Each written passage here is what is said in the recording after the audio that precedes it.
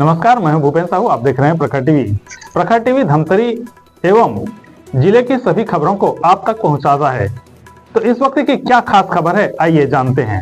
प्रधानमंत्री नरेंद्र मोदी के जन्मदिन के अवसर पर स्वच्छता पखवाड़ा सहित अन्य कार्यक्रम आयोजित किए जाते हैं। इसी सिलसिले में बुधवार को जिला अस्पताल में स्वस्थ नारी सशक्त परिवार कार्यक्रम आयोजित किया गया।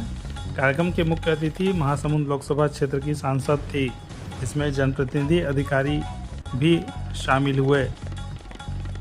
यह कार्यक्रम मूलतः नारियों के लिए समर्पित था, क्योंकि नारी ही परिवार की एक सशक्त माध्यम होती है, चाहे वह बेटी, बहू, माँ एवं अन्य रूप में हो।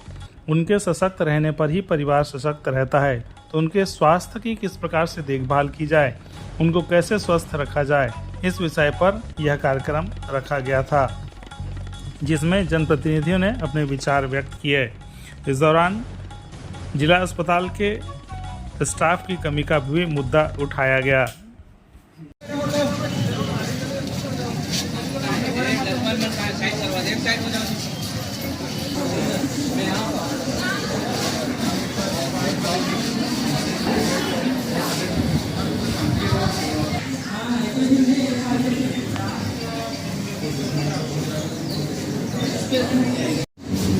प्रधानमंत्री नरेंद्र मोदी जी के आज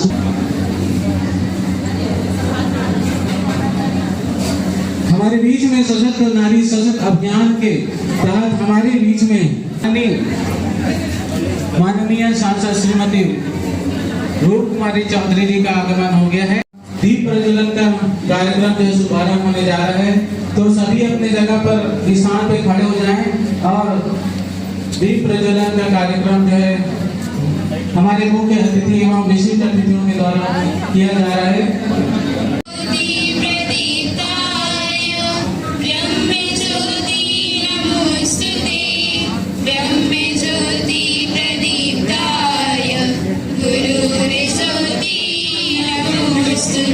माननीय राहुल सर से मैं अनुरोध करता हूँ कि इस अभियान में प्रकाश डालें। भारत माता की, छत्तीसगढ़ महतारी की। और मैं आज सभी को बहुत बधाई देती हूँ। आज प्रधानमंत्री मोदी जी का जन्म दिवस है और हम बड़े उत्साह के साथ इस कार्यक्रम को मना रहे हैं। जन सेवा, जैसे हम जनता की सेवा करते आ रहे हैं। माननीय सांसद जी भी लगातार इस क्षेत्र के लिए बहुत चिंतित है और उन्होंने काफी प्रयास किया कि महिलाओं को कैसे आगे बढ़ाया जाए और इस तरह के कार्यक्रम को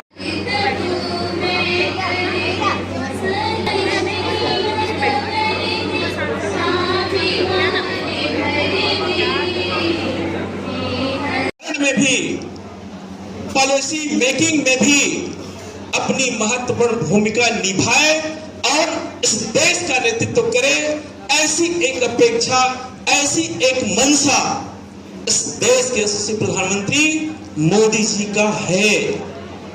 छत्तीसगढ़ में विष्णुदेव साय जी की सरकार है और विष्णुदेव साय जी ने महतारी वंदन योजना ला करके जो मेरी गांव में रहने वाली जो मेरी बहनें हैं, इस प्रदेश में रहने वाली जो मेरी बहनें हैं, उनको आर्थिक दृष्टिकोण से जो सशक्त करने का जो काम किया है, वह निश्चित रूप से छत्तीसगढ़ के साथ साथ इस राष्ट्र की जो अर्थव्यवस्था है, उसकी मजबूती में भी वे महत्वपूर्ण भूमिका निभा रही है।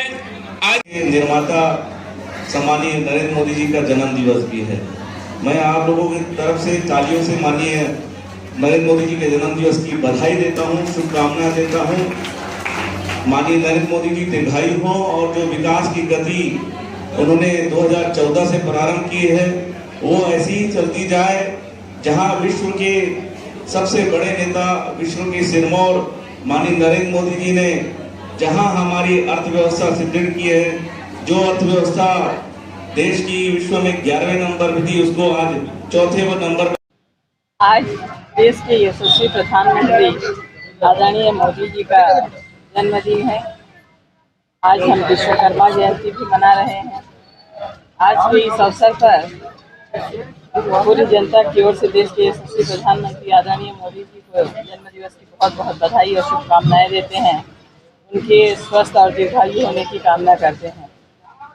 मोदी जी के जन्मदिन आज 17 सितंबर से लेकर के 2 अक्टूबर तक जो ये हमारा सेवा पखवाड़ा का कार्यक्रम चल रहा है, इसमें आज इस जिला चिकित्सालय में स्वस्थ नारी सशक्त परिवार यह कार्यक्रम आयोजित था। और आज जो देश की आधी आबादी हमारी महिलाओं का है, उनको स्वस्थ रहना भी आवश्यक है, सशक्त होना भी है, स्वावलंबी भी बनना है। इस क्षेत्र में देश के यशस्वी प्रधानमंत्री मोदी जी लगातार प्रयासरत हैं। आज हम जिला हॉस्पिटल में विजिट भी किए, हमने देखा यहाँ अस्पताल में काफ़ी सारे लोग हैं, जो ओपीडी की जो संख्या है उससे अधिक ओपीडी है और यहाँ इलाज से संतुष्ट हैं। यहाँ देख के ये भी अच्छा लगा कि जो महिलाओं के लिए हम सोच रहे हैं कि उनके सेहत के लिए, उनके स्वास्थ्य के लिए तो प्रॉपर उनको इस तरह की सुविधाएं मिल पा रही हैं और आने वाले समय में महिलाओं के लिए और बेहतर सुविधा हो, उनके डिलीवरी के लिए, हमारे उन कुपोषित बच्चों के लिए और हमारे बुजुर्ग लोगों के लिए, सभी के लिए बेहतर स्वास्थ्य सुविधा और बेहतर से बेहतर हो, इसके लिए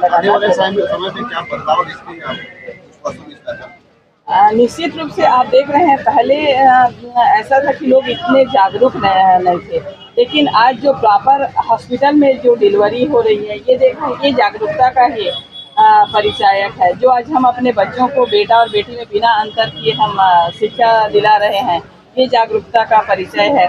एनआरसी में जो हमारे पूरे टाइम एनआरसी भरे हुए हैं तो हम अपने बच्चों के कुपोषण के प्रति भी ध्यान दे रहे हैं। तो ये सारे बदलाव आपको आने वाले समय में और बेहतर देखने को मिलेगा। मैडम, यहाँ पे डॉक्टर की कमी है क्या? आप बोल रहे हैं कि बदलाव होगा?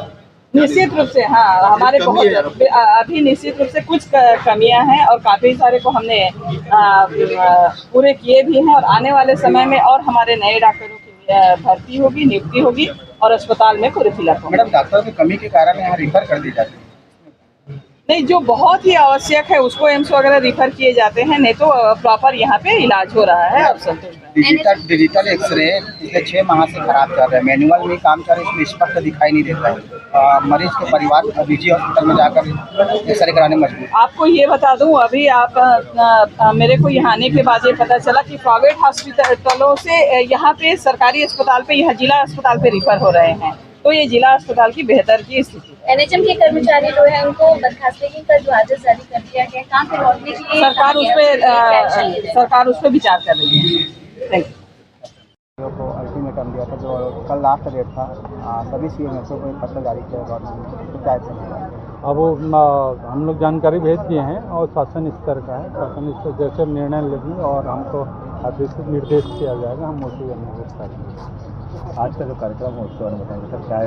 आज का जो मौन उद्देश्य है, जो स्वस्थ नारी सशक्त परिवार। नारी यदि स्वस्थ है, वो किसी रूप में भी हो, चाहे वो छोटी बच्ची हो, और इससे वहाँ से शुरुआत होती है, अभियान का आगाज़ होता है। तो इम्यूनाइजेशन से लेकर उसका स्वास्थ्य मतलब पोषण से लेकर के वयस्क इनके बीच में वयस्क होते हैं तो उनको एक डिप्रेशन रहता है, मेंस्ट्रुअल हाइजीन का प्रॉब्लम रहता है।